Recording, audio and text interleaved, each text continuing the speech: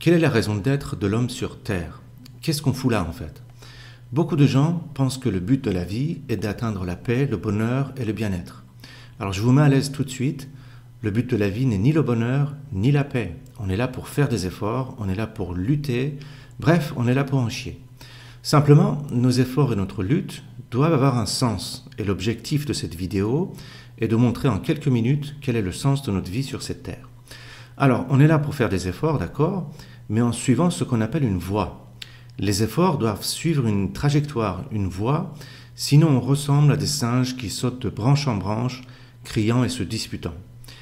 Et la voie dont on parle est une voie qui doit canaliser notre centre de commande, qui est notre tête, notre esprit. C'est donc une voie spirituelle. Seulement très peu de gens comprennent ce qu'est une voie spirituelle. Une voie spirituelle n'est pas un chômage déguisé sous forme de réflexion philosophique ou de retrait par rapport à la société. On ne suit pas une voie spirituelle à force de macération. Parfois, il y a plus de sagesse chez un tourneur-fraiseur qui fait vivre une famille que chez un philosophe qui n'a jamais rien branlé de sa vie. D'ailleurs, l'image d'Épinal d'une voie spirituelle est celle de Bouddha méditant sous un arbre. La légende raconte que Bouddha, avant de devenir Bouddha, était un prince vivant dans un palais. Et après être devenu Bouddha, il se nourrissait une fois par semaine. Ce que la légende oublie de raconter est que Bouddha n'a jamais eu de facture à payer, ni d'enfant à élever, ni une femme métamorphosée en reproche ambulant après quelques années de mariage. Imaginez si Bouddha était un homme ordinaire, marié avec des enfants, vivant dans un HLM et devant ramener le steak à la maison tous les soirs. Imaginez-le de retour chez lui, après une semaine de méditation sous un arbre, et vous verrez comment il se fait allumer par sa femme, qui lui demande s'il n'était pas chez une maîtresse que plutôt tout seul sous un arbre pendant une semaine. Bref, une voie initiatique ne consiste pas à s'éteindre dans un coin. À quoi ça sert d'être éveillé si on passe sa vie sous un arbre? L'objectif d'un être humain est de laisser l'intelligence de la vie agir sur le monde à travers lui. Cette intelligence qui gouverne le tout, on l'appelle conscience, Dieu, lumière, logos, peu importe.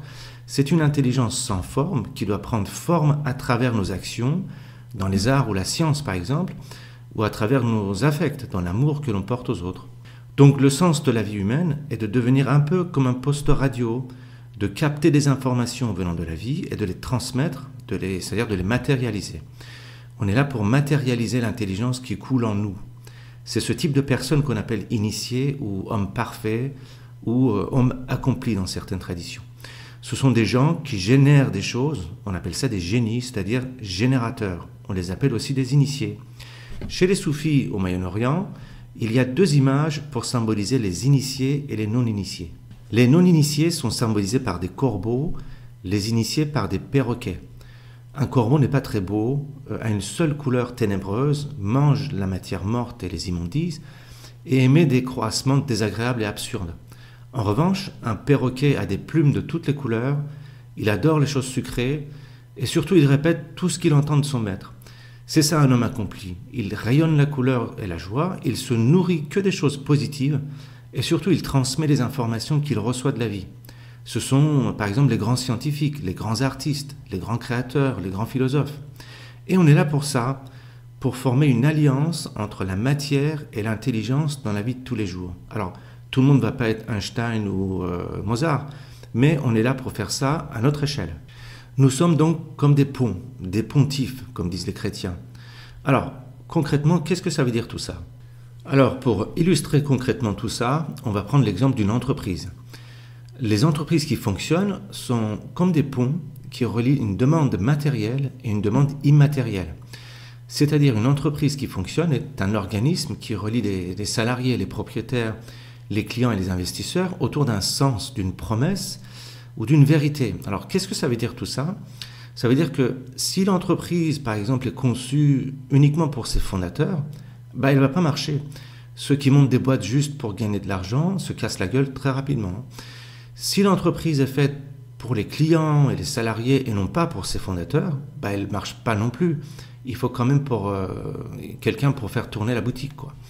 Mais si l'entreprise est conçue à la fois pour ses fondateurs, pour les clients et pour les salariés, tout ça interconnecté à travers une idée vraie ou une vraie promesse qui relie tout le monde, alors elle fonctionnera. La vision d'un vrai entrepreneur est décrocher de son ego, il n'est pas là juste pour gagner de l'argent ou pour briller en société, mais aussi décrocher des autres égos. Il n'est pas là juste pour faire plaisir aux clients ou aux salariés. La vision d'un vrai entrepreneur est fixée sur une réalité qui englobe et qui unifie tous ceux qui sont touchés par l'entreprise. C'est ça la traduction concrète entrepreneuriale du monothéisme. L'un avec un grand U, ça veut dire ça. Mais ce mot de monothéisme est tellement galvaudé, on en a dit tellement n'importe quoi, qu'il faut le mettre entre parenthèses. Un entrepreneur monothéiste, entre parenthèses, est focalisé non pas sur les choses, mais sur ce qui relie les choses. C'est ça le un ou l'unicité, c'est l'intelligence qui relie toutes choses. Un entrepreneur spirituel, c'est qu'en touchant à un morceau de l'entreprise, les autres morceaux se mettent à bouger aussi. Un faux entrepreneur, c'est quelqu'un qui essaye de faire fonctionner une entreprise, mais un vrai entrepreneur, c'est quelqu'un qui monte une entreprise qui fonctionne. Vous voyez, faire fonctionner une entreprise n'a rien à voir avec monter une entreprise qui fonctionne. Un entrepreneur spirituel, il sait qu'il ne peut aller nulle part sans être imprégné de toutes parts.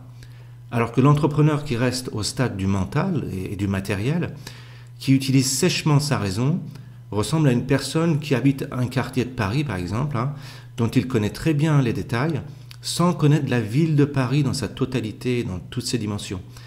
Même s'il rassemble des données de chaque quartier de Paris, il ne comprendra ni la forme de Paris, ni la relation de chaque quartier à un autre, ni sa beauté, ni sa laideur. Le mental est incapable de répondre à des questions vitales qui touchent toujours un ensemble, un tout. L'intelligence qui comprend le tout d'un seul coup est un mode particulier qui fonctionne comme un flash, instantanément dans le présent. C'est ce qu'on appelle la présence. Allez dans la playlist sur cette chaîne, sur l'introduction à la spiritualité, il y a une playlist. Il y a au moins 4 vidéos là-dessus, donc regardez ces vidéos. Bref, le sens de la vie d'un être humain est d'incarner l'intelligence qui coule en lui, c'est-à-dire de former une alliance entre la conscience et le mental, de devenir un pont. Dans la Bible, il y a une parabole qui résume tout ce qu'on vient de dire sur le sens de la vie, c'est la parabole du fils prodigue. La parabole du fils prodigue est l'histoire d'un père et de ses 2 fils, un aîné et un cadet. Un jour, le cadet décide de partir loin, mais après avoir eu quelques mésaventures, il revient par la force des choses vers son père. Sans en avoir l'air, cette parabole explique tout bonnement pourquoi la vie se présente sous un double aspect matière-esprit, et surtout la raison d'être de l'homme sur terre qui est d'être le pont entre les deux. Dans cette parabole, le père symbolise la vie. Le fils cadet, en voyage, représente le mental. Le mental, c'est la conscience sans forme qui prend forme, qui se manifeste par des images. Ce sont les pensées qui sont les formes limitées de la conscience. C'est ça le mental. Alors, dans cette parabole, il est dit que le fils part, je cite, après quelques jours dans un pays lointain. Vous voyez, là on parle du mental qui fonctionne dans le temps et dans l'espace. Il part après quelques jours, le temps, dans un pays lointain, l'espace. Alors, après avoir vécu dans la débauche, il y a une famine, le fils se retrouve gardien des pourceaux et n'arrive même pas à manger la nourriture des pourceaux. Alors, qu'est-ce que ça veut dire tout ça? Les pourceaux symbolisent le mental en société. Les pourceaux ont la tête toujours penchée vers la terre, ils mangent les immondices et se roulent dans les excrétions du troupeau, c'est-à-dire dans leurs élaborations respectives. C'est ça le mental en société. Ça veut dire que la conscience qui est piégée dans le mental, elle ne peut pas être nourrie par les pensées du mental. Le fils n'arrive pas à manger la nourriture des pourceaux.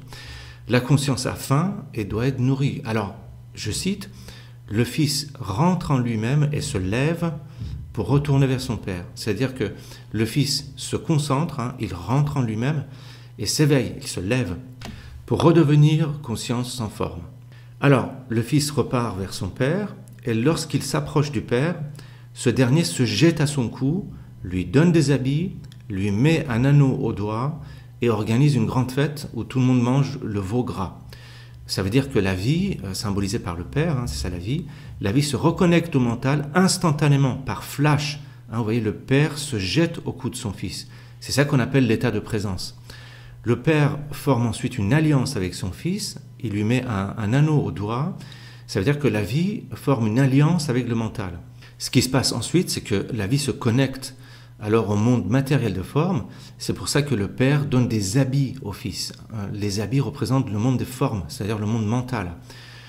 Enfin, à la fin, tout le monde fait la fête et mange le veau gras. Le veau gras, c'est quoi? C'est un veau qui est nourri exclusivement par sa propre mère. À l'époque, ils n'étaient pas végétariens, mais ils étaient déjà très très bio. Voilà.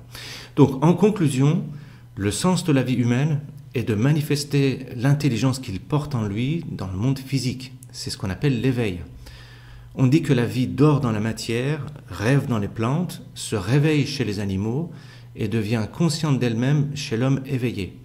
Les hommes ordinaires sont conscients des choses à l'extérieur d'eux-mêmes.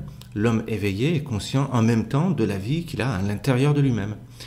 Et je conclus sur cette magnifique sentence du Coran qui résume magistralement tout ce qu'on a dit jusque-là. Je cite, « Au-dessus de quiconque a connaissance, il y a quelqu'un qui est connaissant. »